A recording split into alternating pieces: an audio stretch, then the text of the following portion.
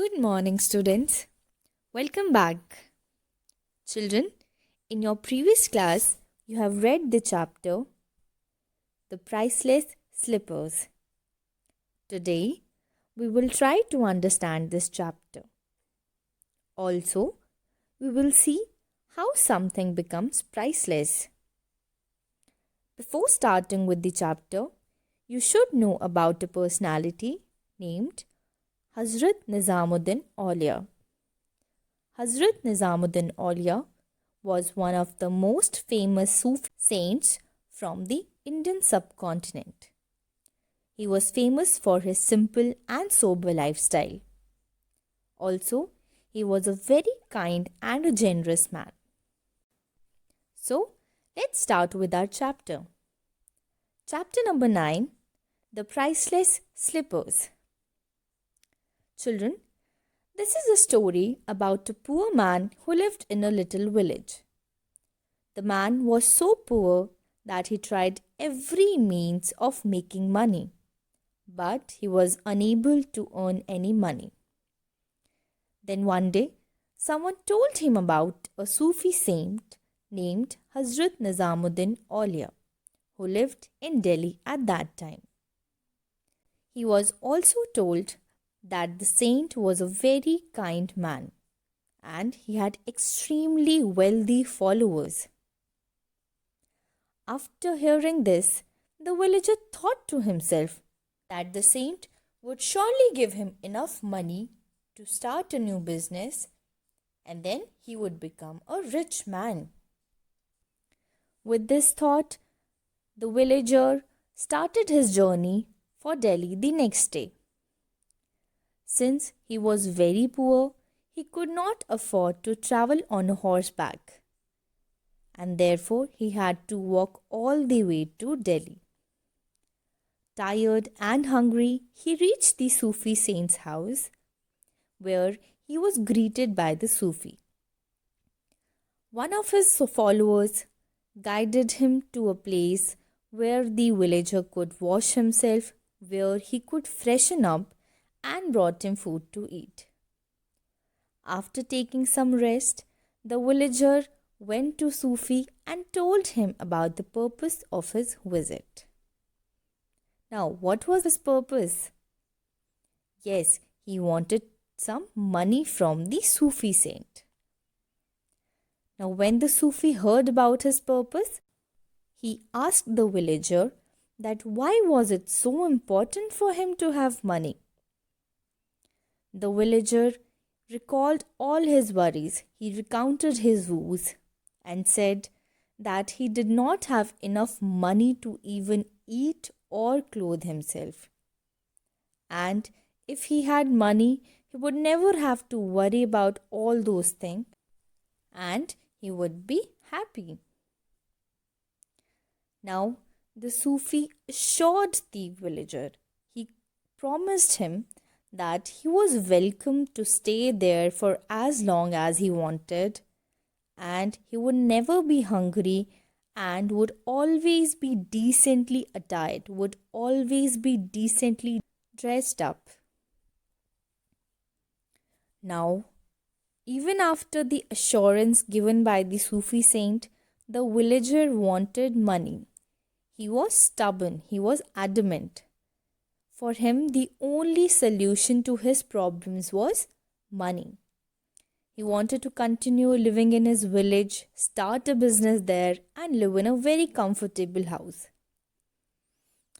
Now, the Sufi asked the man that why had he come to him? He told him that he was not a rich man, but there were many rich men in Delhi from whom the villager could have asked for money. The villager said that he had thought about this, but from his experience, he knew that the rich were never eager to part away. They were never eager to give away their wealth. He also told the saint that he had heard that the saint had never turned his back on anyone. So he had come to him. After hearing all this, the Sufi slowly nodded his head but he did not say anything.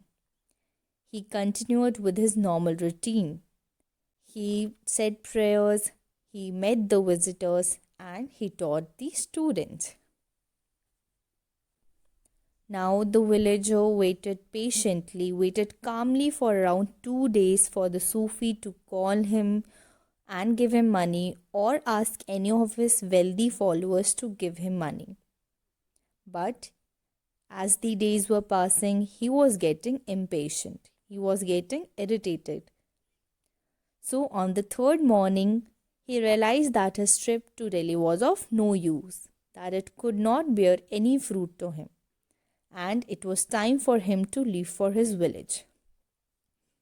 Though he was taken care of very well, and he had not been hungry nor had he slept so comfortably in a long time, but for him, what mattered?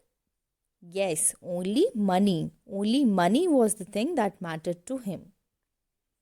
Now, feeling disappointed, he went to say goodbye to the Sufi.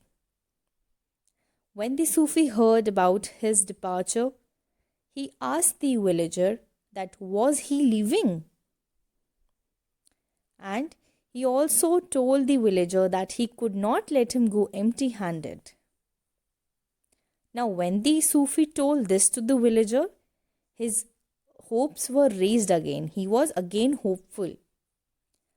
What the Sufi did was he took off his worn-out slippers, the ones that he was wearing, and gave those to the villager. He told the villager that he had a long and dusty journey ahead, and those slippers might be helpful for him, might be useful for him. He also told the villager that he owns only what he wears. So, he gave those slippers with his blessings to the villager. Now the villager was shocked. He was surprised. But he did not show his surprise to the Sufi because he respected him. He did not want to insult him.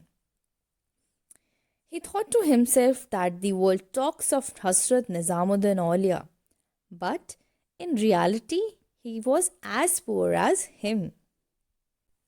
With this thought, the villager left for Delhi with those pair of slippers in his bundle. He was afraid that the people would laugh at him if they found out what the Sufi had given him.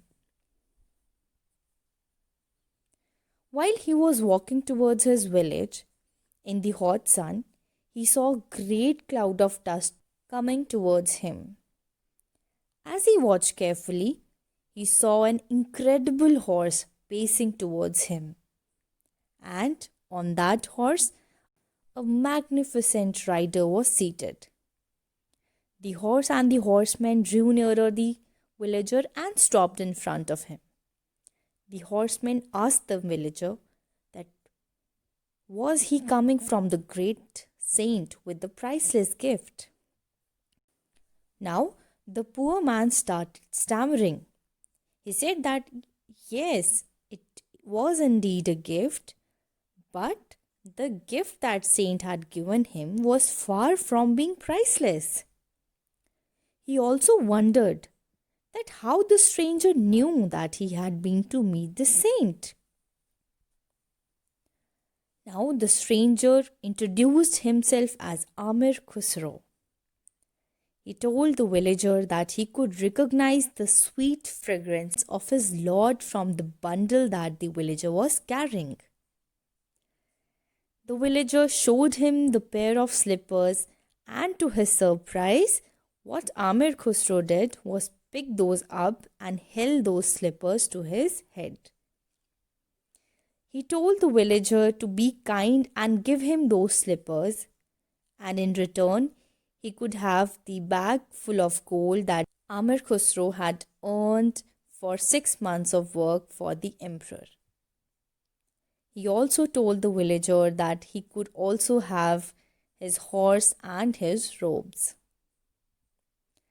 Now the villager was surprised, but he immediately agreed to this deal. And both of them thought that they have earned the greatest treasure.